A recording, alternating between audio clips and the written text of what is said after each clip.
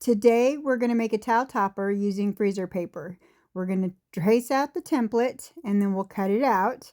And the perfect thing about using freezer paper is even if you don't cut the template properly or correctly, or you make a mistake, all your pieces will still fit together because you're using the same template. Then you're going to iron the template onto your fabric.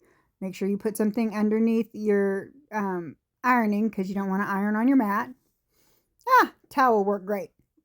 All right. So I also use two different types of stabilizer because I use a K-Snap, Cam Snap press for my buttons. I use a snap instead of buttons. So I do use two different types of stabilizer, one on the back, a thinner one, and then one on the front that's more of a batting stabilizer.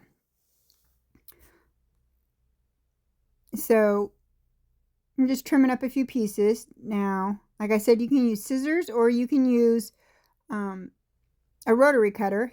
I use scissors on the first one. Now I'm going to show you how to use the rotary cutter and a ruler to cut out the other one. Now this is my favorite fabric, Tula Pink. I just love Tula Pink and I absolutely hate cutting up her fabric. However, this was a gift for a friend, and so I took a deep breath and I went ahead and started cutting it out.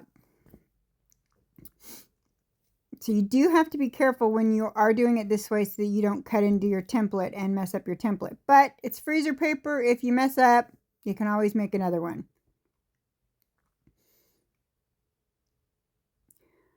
So see, peeled right off of the fabric, and that template will work for at least 4 to 5 more, maybe more, depending on how well you use them. So now we're going to put the backs and the fronts. I used a solid for the back and a print on the front.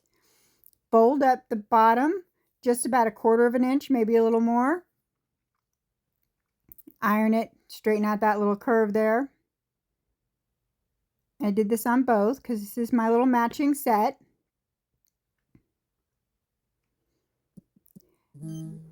Now I just used regular towel, I didn't go very expensive. I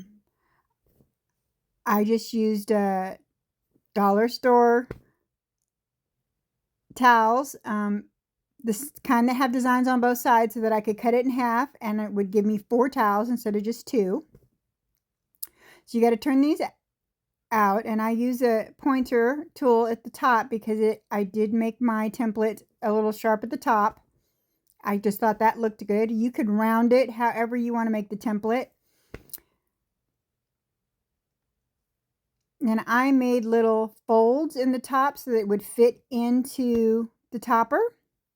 And then you're going to sew around the whole thing. You're going to do a stitch around you're going to sew let's talk right.